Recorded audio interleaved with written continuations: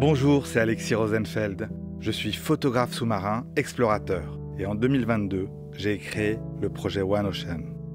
Notre objectif ? Comprendre l'océan au travers de nos missions d'exploration scientifique. Nous avons tous un rôle à jouer. En écoutant cet épisode de plongeon et en le partageant autour de vous, vous nous aidez à sensibiliser le plus grand nombre à la richesse de l'océan. Je vous souhaite une très bonne écoute. Avril 2019, île des Ambiers, département du Var. Les protagonistes de cette aventure, Rémi Simide, chercheur en biologie marine et plongeur scientifique à l'Institut océanographique Paul Ricard, Esther, élève de première au lycée Darius Milhaud au Kremlin-Bicêtre dans le Val-de-Marne, et moi, Margot, journaliste. Rémi va essayer de comprendre le rôle des posidonies dans l'équilibre d'un écosystème. Nous revivons, à travers son récit, cette recherche pleine de surprises. Plongeons dans les posidonies.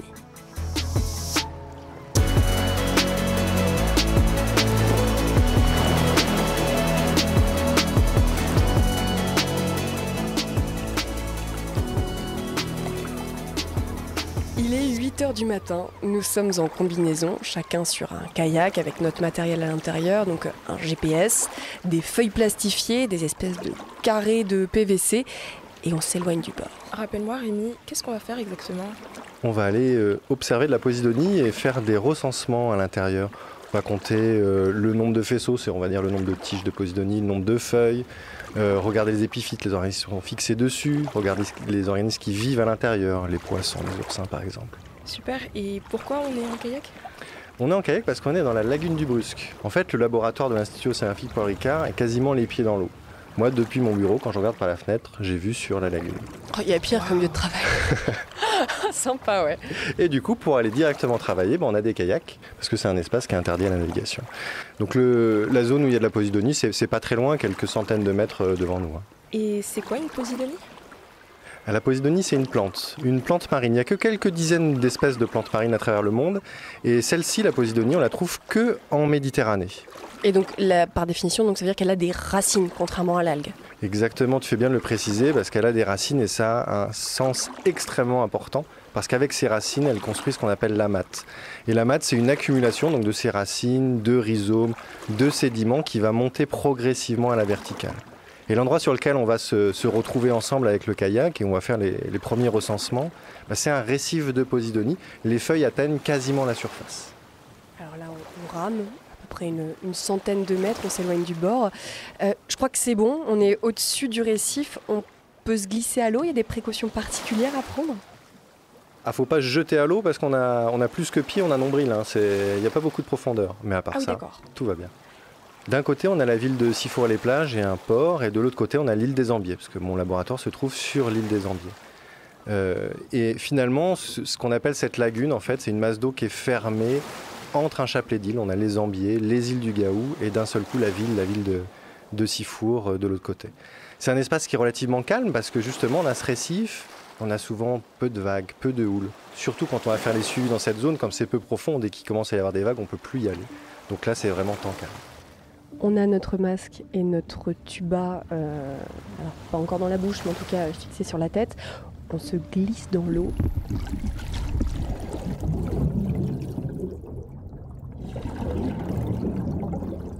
Juste en face de nous, on a de la posidonie. On l'a quasiment dans le masque en fait parce que, encore une fois, les feuilles arrivent quasiment à la surface. Donc c'est très dur de voir un paysage autour de nous. On a la tête littéralement dans du gazon. Et pourtant, va falloir s'y repérer dans ce gazon parce que j'ai décidé de faire ce suivi sur toute la longueur du récif qui fait plusieurs centaines de mètres, sur une largeur aussi assez importante. Donc il va falloir se repérer, c'est pour ça qu'on a un petit GPS sur le kayak, c'est pour ça que j'ai plastifié des petits plans en fait. Comme j'ai pas Google Maps sur moi, je me retrouve avec des petites pochettes plastifiées et je regarde les endroits où je décide qu'on va faire des suivis parce que ça me semble intéressant.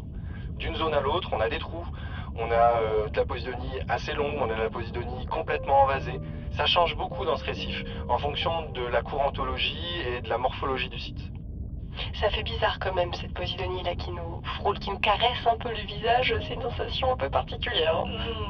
T'aimes pas trop, Esther ? Vraiment pas, non. On va attendre voir la suite alors. Et on va où maintenant ? Alors déjà, on va faire à l'endroit où on s'est positionné, avec le kayak, on va commencer à faire des suivis. Donc on sort notre petit matériel et on va commencer à faire des relevés. Quand on aura fini, on reprendra le kayak ou on va palmer pour se déplacer sur une prochaine zone.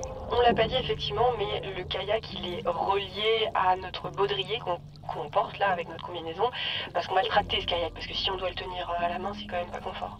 Oui, c'est ça, puis ça laisse le GPS hors de l'eau, il aime pas trop l'eau, donc ça va bien pour tout le monde. Est-ce que cet herbier de Posidonie, il a déjà été cartographié avant nous? Oui, dans les années 90, il y a eu un travail assez important qui a été fait dessus. On le voit aussi depuis Google Earth, il est très facile à voir comme il est affleurant, mais des cartographies très fines et des suivis à l'échelle à laquelle on va le faire, c'est la première fois. Qu'on comprenne bien, en fait, quand on va justement sur Google Earth, la Posidonie, c'est ce qui fait que la Méditerranée, près de la côte, elle peut avoir ses couleurs tantôt bleu turquoise, tantôt bleu marine, c'est ça? Exactement, le bleu très foncé, presque noir, là qu'on voit sur les cartes, ça c'est la Posidonie, alors que le bleu turquoise, c'est les zones de sable, oui. On arrive sur le point numéro 1, alors qu'est-ce qu'on doit faire exactement, Rémi? On va commencer par compter le nombre de faisceaux pour se faire la main. Donc on est venu avec ce qu'on appelle des cadras, c'est des carrés qui vont faire 50 cm sur 50 cm. Et il faut compter toutes les faisceaux, donc l'équivalent de toutes les tiges de Posidonie. Ça a l'air rien dit comme ça, il y en a plusieurs centaines qui sont collées les unes aux autres par moins d'un millimètre. Mais alors faut que je les mesure là avec ce mètre ruban, c'est hyper galère dans l'eau. Alors après les avoir comptés, on va les mesurer, oui, et les feuilles, dans le récif barrière, parfois on a de la chance. Ça fait que 15-20 cm de haut. D'autres fois on a moins de chance, ça fait plus d'1 mètre de hauteur. Et avec le mètre ruban, faut se débrouiller pour les mesurer. Puis il faut en mesurer plusieurs centaines. Et où est-ce qu'on a tout ça? On est venu avec des petites plaquettes immergeables. C'est des petites plaques en PVC, on a un crayon, vraiment le crayon d'écolier. Et en fait, on peut écrire sous l'eau avec. Donc toutes les notes, on va les prendre sous l'eau. Alors il faut essayer de s'appliquer en écrivant, parce que quand on est sur le terrain, on fait ça un petit peu à la va-vite, mais quand après on se retrouve pendant des heures et des jours devant son ordinateur à essayer de déchiffrer tout ce qu'on a écrit, c'est un petit peu plus compliqué. Ça me paraît bien artisanal tout ça, c'est toi qui les as faites, Rémi, ces plaquettes? Ah bien sûr, là, ça se commercialise pas dans le commerce, c'est tout du fait maison.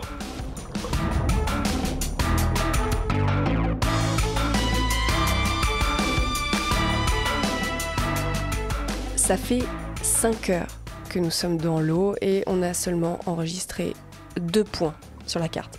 Il y en a combien à faire? Alors il y en a 12. Ah, c'est fastidieux quand même tout ça. Mais t'inquiète pas, on n'a pas encore tout fait. On s'est occupé de la Posidonie, mais il nous reste les poissons et les oursins. Super. Pourquoi il y a autant de Posidonie ici? Ah, c'est une bonne question. En Méditerranée, la Posidonie, c'est l'un des écosystèmes côtiers les plus importants, majoritaires. Donc le long de la côte, en théorie, on en a beaucoup. Bien entendu, il y a eu des destructions ces dernières décennies avec la pollution, avec les aménagements côtiers. Les ancres aussi des bateaux? Les ancres des bateaux, bien sûr. C'est dommage. Ah oui, ça c'est sûr. Ça c'est sûr, d'autant qu'elle nous apporte énormément de services. Dans cette zone-là, particulièrement, pourquoi est-ce qu'on a ce récif? Parce que la courantologie s'y prête. En fait, la Posidonie... Alors la courantologie, en gros c'est les courants quoi. Oui, c'est ça, c'est la force de la houle, on va dire, l'énergie de la houle. La Posidonie, c'est du donnant-donnant. Elle aime pas trop quand le courant est trop fort et quand il y a beaucoup de houle. Par contre, elle nous protège de la force des tempêtes. En étant simplement présente avec cette mâte qui s'accumule, ça fait un barrage sous-marin. Et ça protège notre littoral. Les feuilles aussi, quand elles bougent sous l'eau, parce que ça fait jusqu'à plus d'1 mètre de longueur. Et ce mouvement, ça va réduire l'énergie de la houle. Les feuilles mortes de Posidonie qui vont se déposer aussi sur la plage, ça va faire une protection sur le sable et donc maintenir les plages en sable, en particulier en hiver quand il y a beaucoup de tempêtes. Donc la Posidonie, elle nous sert aussi à beaucoup de choses, ne serait-ce qu'à nous prélasser sur une jolie plage. Elle nous sert même morte quoi. Complètement morte et vivante. C'est une espèce protégée la Posidonie, en droit français, droit européen, et tout ou partie, morte ou vivante. Tu as tout à fait raison. C'est une très bonne chose, qu'elle soit protégée.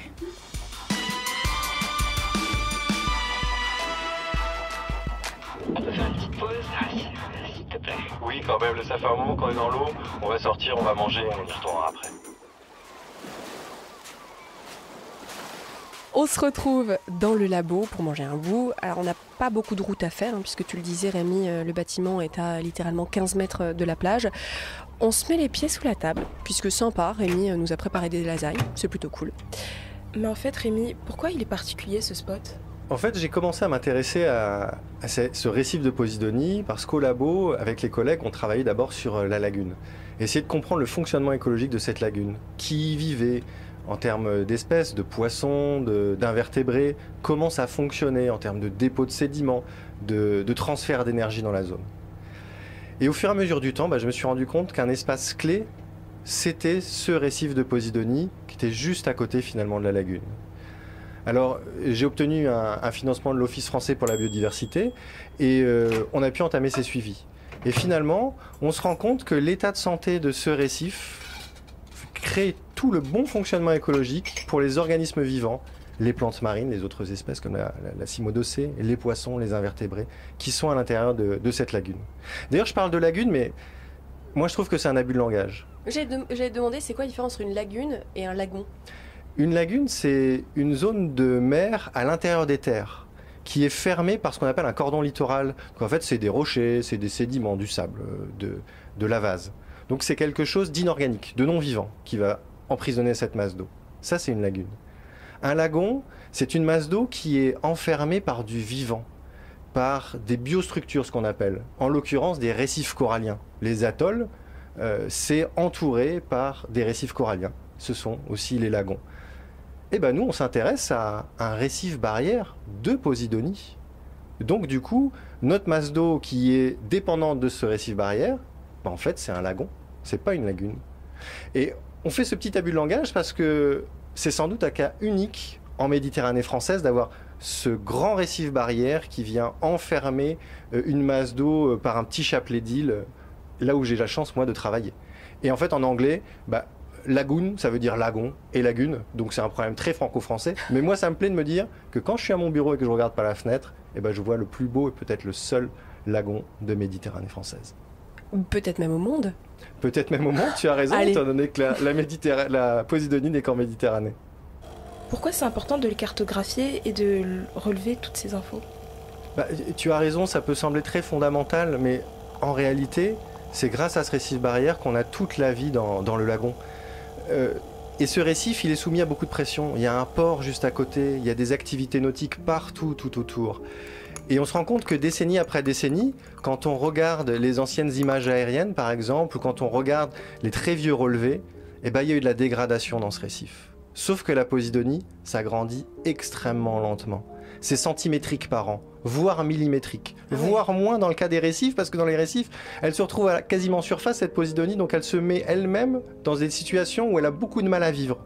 Donc c'est une situation qui est presque figée, et ce qu'on perd dans ce récif, on le perd pour toute la vie. Qu'est-ce qui garantit l'équilibre d'un écosystème dans un milieu marin ? C'est ce qu'on appelle un équilibre dynamique. Ça veut dire qu'il n'y a pas de situation figée dans un écosystème, ça bouge tout le temps. Parce que toutes les espèces, et aussi l'habitat, tout ça c'est associé. Et il y a plein de liens qui se créent. Le lien le plus facile, le plus simple à comprendre, c'est le lien proie-prédateur. Mais il y a aussi ces notions de niche écologique au sens large. Qui vit où ? Qui vit comment ? Comment se passent les déplacements d'énergie ? Où se retrouvent les sédiments ? Tout ça, ce sont plein de petites boîtes et plein de petits liens qui relient toutes les espèces entre elles. Plus ces liens sont forts et nombreux, plus les niches écologiques sont bien remplies, plus un écosystème va être stable. Ça veut dire aussi qu'il va être résilient. Si on crée des perturbations, finalement, si une espèce disparaît, peut-être qu'il y en a 4 autres qui avaient les mêmes fonctions, donc qui peuvent assurer une continuité. Et ça, c'est la résilience des écosystèmes.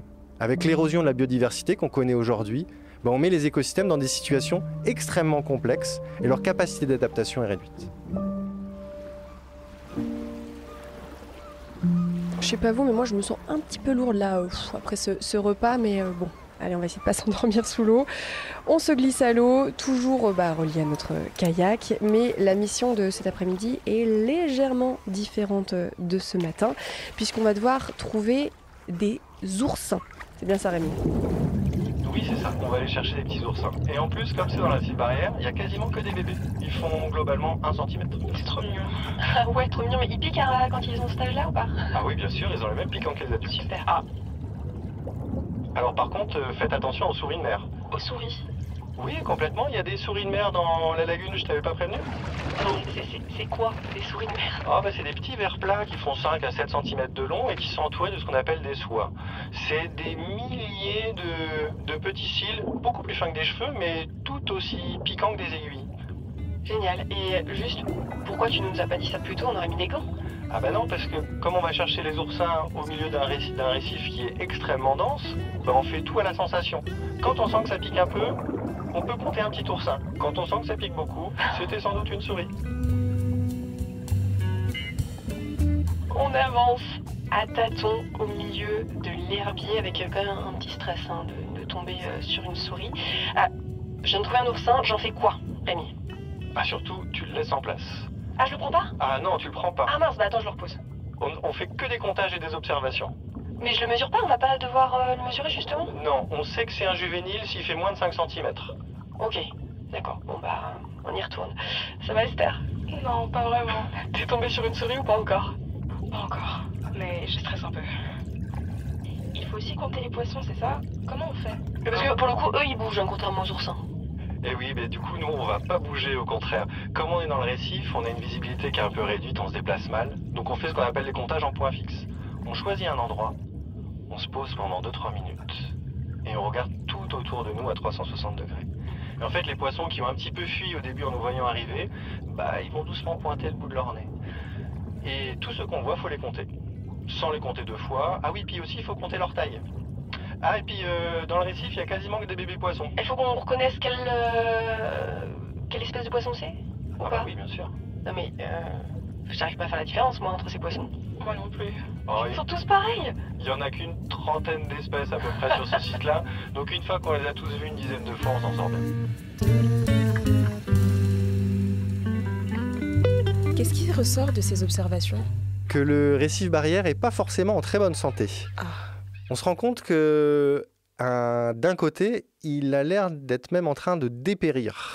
Ça m'inquiète beaucoup parce que ça a un énorme impact sur le déplacement des courants dans tout le lagon.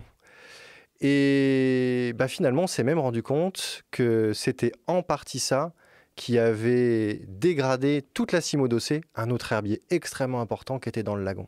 Et la cimodocée qui servait de zone de nurserie en plus pour les juvéniles de poissons. Il y en avait plus de 30 hectares, il y en a presque plus. J'ai remarqué aussi qu'il y avait, que c'était pas du sable au fond de l'eau, que c'était plutôt une espèce de vase. C'est normal ça aussi? Ah, pas du tout. En fait, c'est des dépôts d'anciennes mattes mortes de Posidonie. Elle s'est retrouvée ici parce qu'il y a eu malheureusement des travaux dans le port juste à côté. C'est quoi une matte morte? La matte morte, c'est les anciennes racines de Posidonie. Il n'y a plus les feuilles, mais la matte, elle est toujours là. Parce qu'en fait, comme on est sur une plante, la plante, c'est très riche en cellulose, dans le milieu terrestre aussi. Sauf que dans le milieu marin, comme il y a très peu de plantes, il n'y a presque personne pour les consommer. La cellulose, c'est très dur à digérer. Regarde le panda, il mange que de la cellulose quasiment avec les bambous. Il mange toute la journée pour réussir à s'en sortir. Et dans le milieu marin, ils ont trouvé une autre stratégie, c'est qu'il y a à peu près personne qui la mange. Ce qui veut dire que quand la Posidonie meurt, cette masse-là, elle reste en place. Ça tombe bien, c'est du carbone, ça nous arrange. Ça tombe bien, c'est une accumulation de maths, ça protège notre littoral. Par contre, quand on le détruit, c'est une autre histoire. Parce que cette matte imputrescible, dans notre récif barrière, elle la recouvre en partie et elle étouffe la Posidonie vivante. Mais ça, c'est... Enfin, je veux dire, c'est pas de notre faute, quoi. C'est la nature, c'est qu'il y a cette matte et c'est comme ça. Ah, c'est lié à des travaux qui ont été faits dans le port juste à côté. Ah si, quand même, d'accord. En fait, les anciens avaient des bonnes idées. Il y a plusieurs centaines d'années, ils ont mis un port protégé par le récif. On l'a conservé siècle après siècle et c'est devenu le port du Brusque. Mais il ne faut pas oublier que son enceinte principale est littéralement sur une portion du récif, qui est aujourd'hui morte depuis très longtemps, donc les activités humaines s'y sont développées, ça arrive. Les travaux qui ont lieu maintenant dans cet espace sont plus problématiques parce qu'ils remettent en suspension cette ancienne matte. Donc d'une part, ils relarguent du carbone et d'autre part, ils continuent d'étouffer la zone. Donc c'est pour ça que tu as remarqué que l'herbier se portait pas très bien? En grande partie, oui.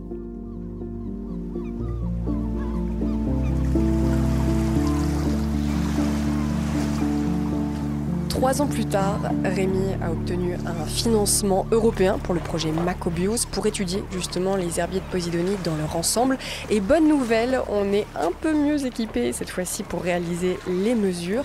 Nous sommes sur un Zodiac près de l'île de Porquerolles. Il fait chaud et avec les combis, ça n'aide pas. Faut que j'aille à l'eau, là j'en peux plus.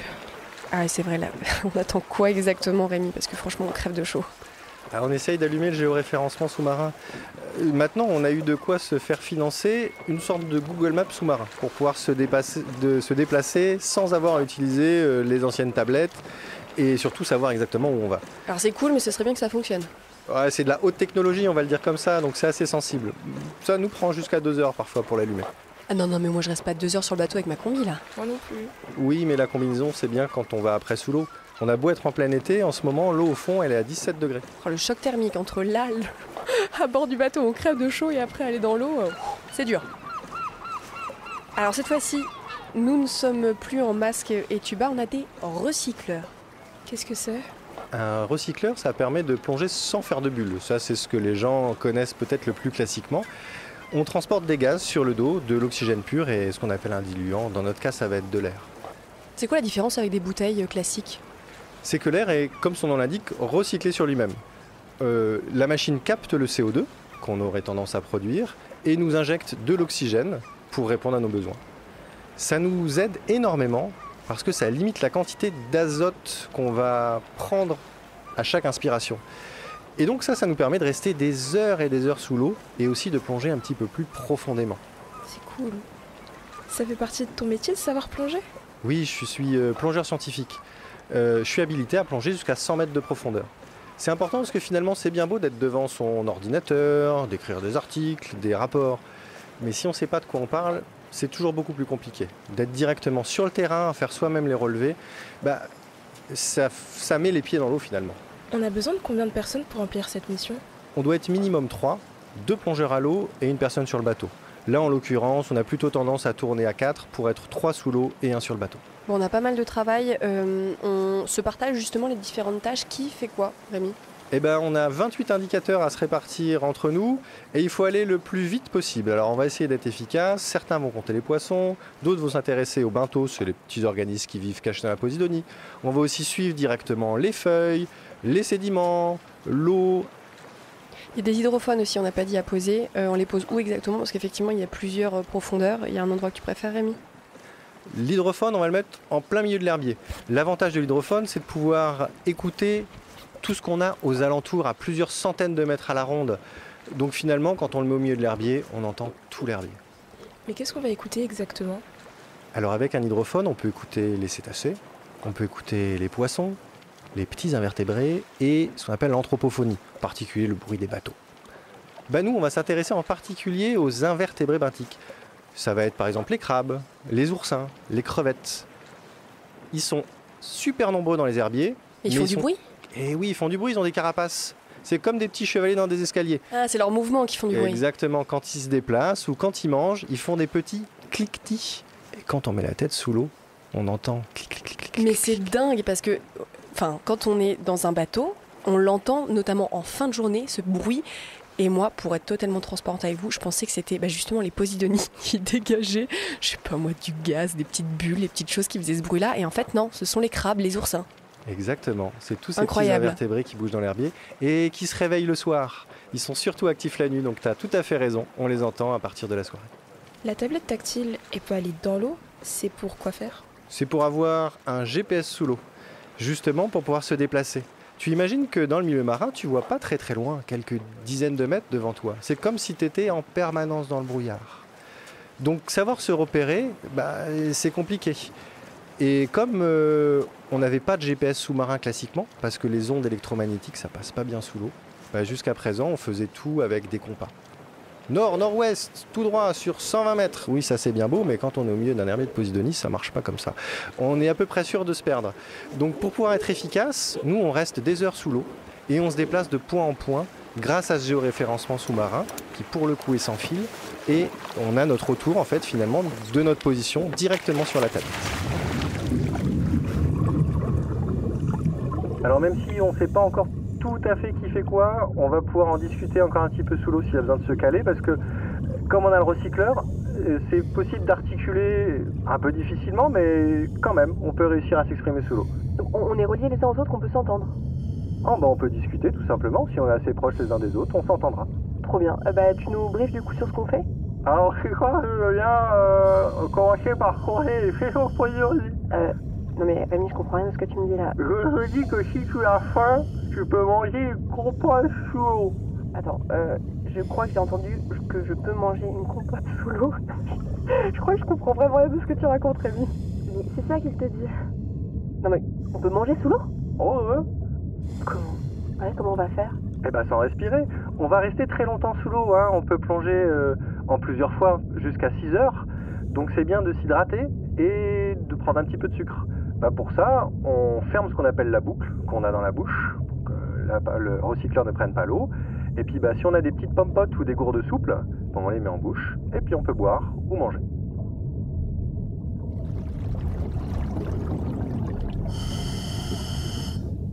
Bon, on a bien travaillé, on s'est remonté tranquillement à la surface. On regarde bien au-dessus de nous pour ne pas remonter sous un bateau. Là, on est à peu près à 1 mètre de la surface. Et là... Waouh, j'ai failli me prendre la quille d'un voilier. Oh la vache! Je l'ai pas du tout entendu. Ah ouais, là, ça t'aurait bien fait mal, je pense. Ah oui, heureusement, il est passé juste à côté. Bon, plus de peur que de mal, mais en sortant de l'eau, j'ai un petit peu râlé quand même. C'est ça le plus dangereux finalement dans votre métier, les bateaux? Non, il y a bien pire, tu peux mourir sous l'eau finalement, parce que tu peux... Ah, super. Alors, c'est l'un des rares métiers à risque quand même. C'est ça que tu nous as fait signer avant qu'on vienne plonger avec toi. Et alors, pourquoi on peut mourir sous l'eau? Parce qu'on se fait attaquer par des oursins ou des souris de mer? Non, c'est une activité à risque, la plongée. Il faut être en bonne forme physique et surtout, quand on passe des heures sous l'eau, on accumule des gaz qui peuvent être toxiques, on peut avoir des problèmes sur l'appareil. Donc il faut bien se connaître et surtout, il faut avoir confiance avec les gens qui plongent avec toi.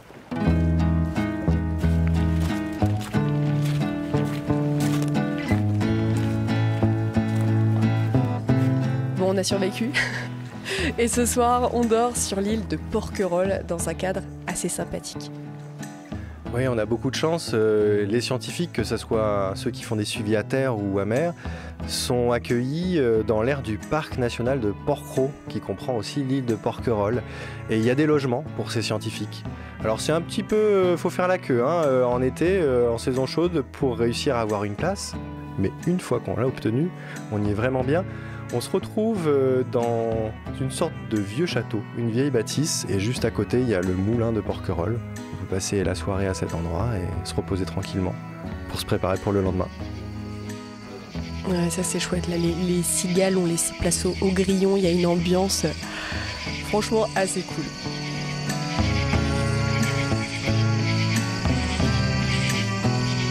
C'est bien beau d'avoir rêvassé un petit peu autour du moulin, mais maintenant, il faut tout préparer pour le lendemain. Ça veut dire effacer les tablettes, donc rentrer tout ce qu'il y avait dessus sur l'ordinateur, recharger tout le matériel, parce qu'on part avec de la lumière, on part avec du géoréférencement, on part avec des appareils photo et autres, et même le recycleur, faire l'entretien, remettre du gaz à l'intérieur, changer la chaux pour le CO2, rincer le matériel, regarder si on a encore de l'essence dans le moteur, préparer nos pommes-potes pour le lendemain, enfin plein de choses à penser. Allez, il y a du boulot encore, c'est parti.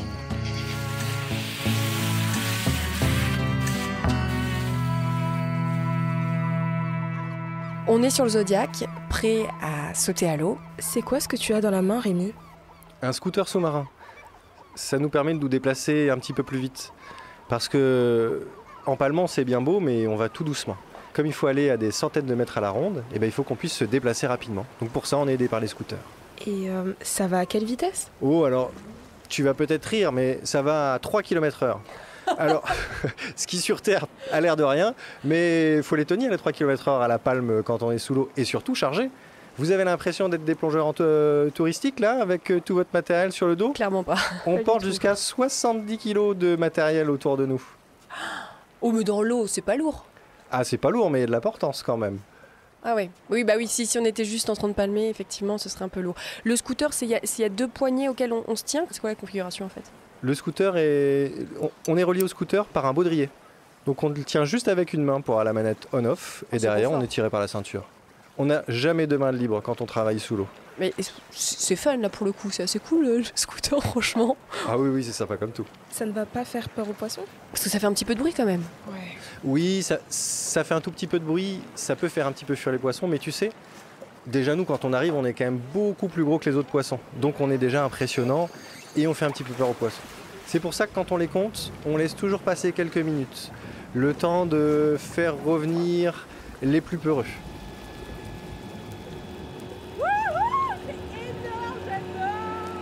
Margot, on est venu ici pour bosser là. Ça va, Esther, c'est bon.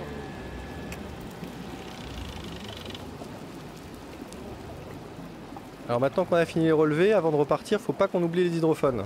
Ah oui, c'est vrai ça. Comment on fait, qui le prend? Parce que ça m'a l'air un petit peu lourd tout ça.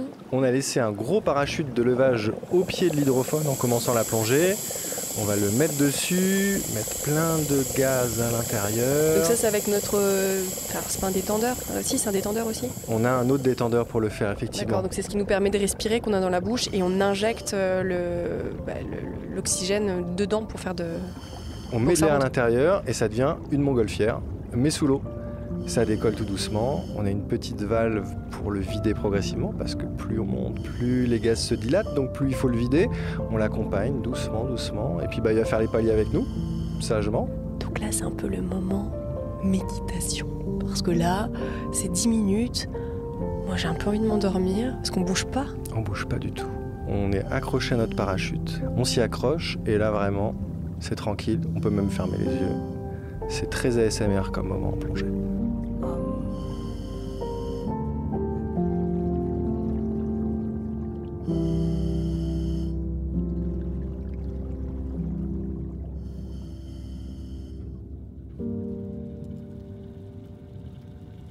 Attends, mais c'est bizarre, le bateau était juste au-dessus de nous pour nous récupérer et il vient de partir en vitesse lente. Attends, il nous a pas oublié quand même. Ouais, parce que d'habitude, quand il fait ça, c'est qu'il y a un autre bateau qui passe très vite au loin et qui veut l'écarter des plongeurs, mais là, il n'y a pas d'autre bruit de bateau. Moi, j'entends rien. Moi non plus. Alors, il nous reste quelques minutes, donc on attend la fin des paliers, mais c'est étonnant. On fait gaffe en remontant quand même?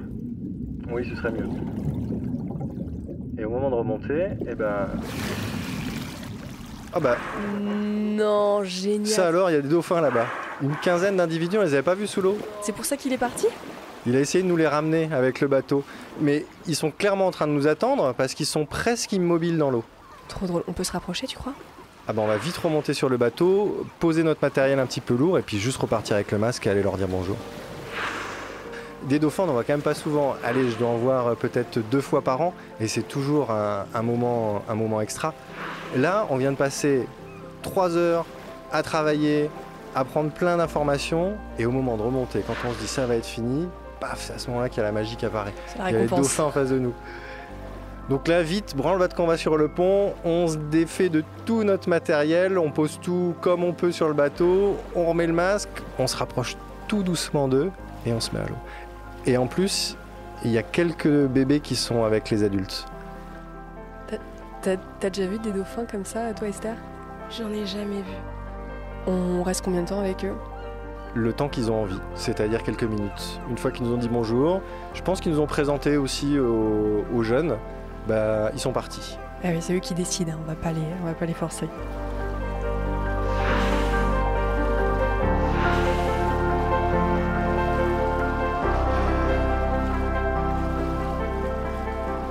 On est de retour au labo. Moi, j'ai trop hâte d'écouter ce qu'il y a sur ces hydrophones. Est-ce qu'on peut juste le décharger et voir ce que ça a enregistré? Enfin, écouter justement ce qu'il y a dessus? Il faut même le faire tous les soirs pour être sûr que ça ait bien marché. C'est un peu comme le géoréférencement, hein. C'est un matériel de haute technologie. Ça veut dire que ça marche pas tous les jours. Ça arrive qu'il faille qu'on aille le remettre à l'eau.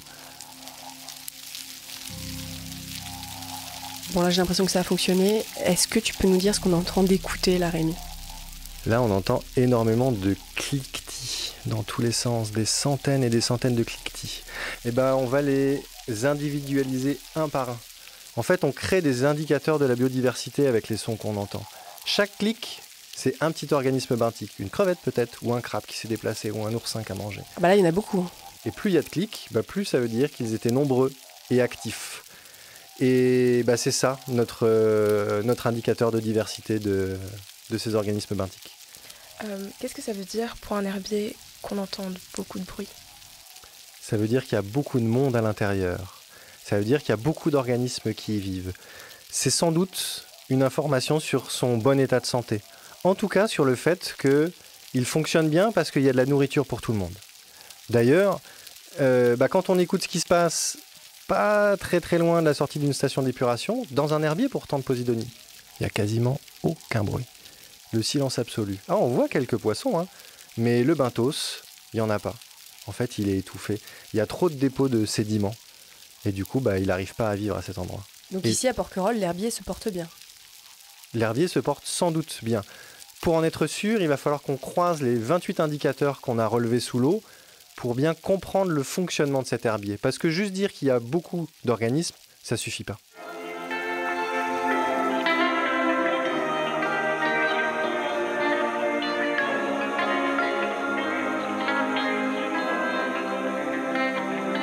Pendant une semaine, on va passer nos journées dans l'eau à récolter tout un tas de données. J'arrive désormais à manger des compotes sous l'eau sans boire la tasse. Rémi ne s'est pas pris de bateau sur la tête, ce qui est une très bonne nouvelle. Et Esther a réussi à mesurer un faisceau de posidonie d'1,50 m. Enfin, c'est ce qu'elle nous a dit, moi j'y crois moyennement. Notre séjour touche donc à sa fin. Un petit verre sur le port quand même pour la fin du séjour, ça vous tente ? Ah, c'est même obligatoire, non ? Ah oui, c'est vrai, c'est la tradition. Qu'est-ce qui ressort de toute cette expérience, Rémi ? C'est pas du tout fini à ce stade-là. Il reste la partie un peu moins fun. Il va falloir traiter toutes les données et puis continuer à traiter des échantillons parce qu'on a récolté pas mal de feuilles de posidonie. Manel et Olivia, les stagiaires, s'en souviennent bien, elles ont passé des semaines à gratter des feuilles de posidonie. Tout ça pour acquérir des informations supplémentaires sur les épiphytes, les organismes qui vivent dessus. Protéger la posidonie, c'est essentiel, mais pour la protéger, il faut savoir comment elle fonctionne et comment elle fonctionne à grande échelle. C'est un sacré allié pour nous. Dans un monde en changement, avec le changement climatique qu'on vit aujourd'hui, la régulation du climat, la régulation des gaz à effet de serre, c'est sacrément intéressant. Et bien la posidonie, elle est 3 fois plus efficace qu'une forêt tropicale humide pour ça. C'est un bel allié, mais un herbier en mauvais état de santé, un herbier dégradé, pire, un herbier mort. Il reste la matte. La matte avec ses racines qui se sont accumulées année après année, siècle après siècle, voire même millénaire après millénaire. On a des mattes qui ont plusieurs milliers d'années. Et quand l'herbier vivant sur le dessus est mort ou abîmé, on a un phénomène d'érosion qui apparaît. Et ce carbone-là, qui était stocké depuis très longtemps, il se retrouve relargué et on peut le retrouver du coup, arrivé cette fois-ci sur Terre et donc à l'air libre. Et finalement, ce qui était notre allié, notre puits de carbone, ça devient une bombe à carbone. On se retrouve avec du carbone relargué par ces espaces-là. Est-ce que ça veut dire aussi que, par exemple, alors c'est peut-être plus réduit, mais une ancre d'un bateau qui va effectivement déraciner, enfin qui va détruire cette posidonie, au moment où elle le fait, il y a du carbone qui va s'échapper aussi, ou c'est trop réducteur ça ? Ça dépend de la taille de l'ancre. Les gros navires, oui, ça va avoir un impact direct. C'est comme labourer le fond, littéralement. C'est le tracteur et sa charrue qui passent sur un herbier. On a la matte mise à nu, voire même qui est retournée sur place. Pour les petits navires, c'est plus insidieux. Un seul trait d'ancrage, pourquoi pas ? L'herbier peut être résilient. Mais des centaines de traits d'ancrage, jour après jour, ça crée des dégâts. Et plus on en a, plus le courant va réussir à s'infiltrer dans ces sillons et plus l'érosion va apparaître. Et là, c'est un effet boule de neige, on en a de plus en plus. Et du coup, quel impact a le réchauffement climatique sur les posidonies du coup ? La posidonie commence à souffrir au-dessus de 28 degrés. Alors la mer, c'est une température qui est relativement stable. C'est beaucoup plus difficile de réchauffer l'eau que de réchauffer l'air. Mais une fois qu'elle est réchauffée, ça reste en place pendant longtemps. Et donc en plein été, on a maintenant ce qu'on appelle des canicules marines. C'est des eaux chaudes qui restent longtemps et qui vont de plus en plus en profondeur. Et quand on commence à dépasser 28 degrés, la posidonie commence à en souffrir. Au-delà de 31 degrés, elle peut même en mourir. Mais ça, c'est valable pour un herbier dans son ensemble. Les herbiers en profondeur à 30 mètres, eux, ils ont l'habitude d'avoir une eau toujours stable à 13 degrés. Parce qu'en profondeur, hiver comme été, la Méditerranée, au fond, c'est 13 degrés. Un tout petit peu plus en plein été. Mais quoi ? 16, 17 degrés. Maintenant, on se retrouve à des moments avec 22, 23 degrés, 24 degrés en profondeur. Et ces herbiers profonds, ils ne sont pas habitués à ça. Et eux, ils souffrent énormément. Le changement climatique, c'est aussi la montée des eaux. À la posidonie, chez nous, on en a jusqu'à 30 mètres. Si l'eau commence à monter, ça veut dire que l'herbier profond, progressivement, il va être réduit. Et pas seulement de quelques centimètres, on a une pente. Si on fait les hypoténuses, le petit calcul de trigonométrie du collège, on se rendra compte que si on monte de quelques centimètres en surface, ça peut vite faire quelques mètres de perte sur le fond. Et les activités humaines, elles ont quel impact sur les posidonies ? Les activités humaines ont beaucoup d'impact sur la posidonie. Les aménagements côtiers, directement, là on détruit la Posidonie pour s'y installer à la place. La pollution, les ancrages des bateaux, mais aussi l'érosion globale de la diversité, de la biodiversité, qui permet à cette Posidonie de bien se développer, de manger les petites algues qui vont s'y trouver, etc. Tout ça crée une disparition progressive de nos herbiers de Posidonie, sans doute de l'ordre de 30% depuis les années 60. C'est très dur à quantifier, mais énorme. On en a une idée. 30% de Posidonie ont disparu depuis les années 60. Mais ça, c'est la disparition, mais c'est loin d'être le seul facteur grave. Ce qu'on a aussi, c'est une augmentation de la vulnérabilité des herbiers, c'est-à-dire en fait une diminution de leur état de santé. Un herbier de Posidonie qui fonctionne bien, il y a plein de vie à l'intérieur, il y a plein de photosynthèse, il y a plein de feuilles en fait, en l'occurrence, on va le dire comme ça. Mais un herbier qui est en très mauvais état de santé, c'est un herbier qui est moribond, qui va survivre plus que vivre, et les processus et fonctions écologiques qui s'y passent sont réduits.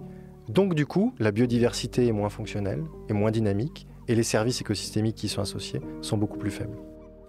Tu vois Rémi, moi j'ai 16 ans, à mon âge c'était quoi ton rêve ? De travailler dans l'environnement. Moi je savais pas du tout pour faire quoi. Par contre, quand j'ai commencé mes études supérieures, je suis parti à Strasbourg, je venais de Marseille, et je me suis rendu compte que la mer me manquait énormément. Donc je me suis dirigé vers l'océanographie. Et aujourd'hui, c'est quoi ton rêve ? Est-ce que tu as un objectif que tu veux atteindre ? Mon rêve à dire, il est assez simple. C'est que mes 2 enfants, Camille et Valentin, aient une vie aussi paisible et heureuse que moi. À dire, c'est très simple. À faire, ce sera sans doute plus compliqué. Parce qu'on est dans un monde en changement. Qu'on le veuille ou non, avec le réchauffement climatique, notre société, comme on la vit actuellement, va être transformée. Bon gré ou malgré nous. Si on est plein d'idées négatives, on va aller vers une période d'obscurantisme. On ne va pas réussir à s'en sortir. Si on est positif, si on met en avant des solutions, par exemple les solutions fondées sur la nature, c'est-à-dire se rendre compte que notre meilleur allié dans notre société, c'est la nature et toutes ses fonctions qu'elle nous apporte. Et si on est positif, on va faire ce qu'on sait faire de mieux, nous l'humain, depuis des dizaines de milliers d'années. C'est l'adaptation collective et c'est se réinventer tous ensemble. Et donc on vivra dans un monde différent, mais qui sera sans doute tout aussi bien pour mes enfants que le mien aujourd'hui.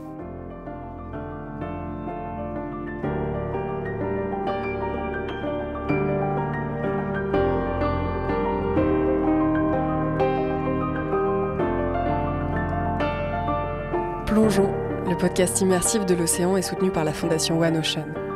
Cet épisode a été produit et réalisé par René Prod, le studio de podcast durable, et enregistré dans les locaux de Gobelin Paris.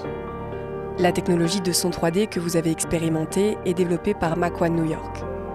Les notes de piano que vous avez entendues dans cet épisode sont l'œuvre de Guillaume Poncelet, musicien, compositeur et soutien du podcast Plongeons.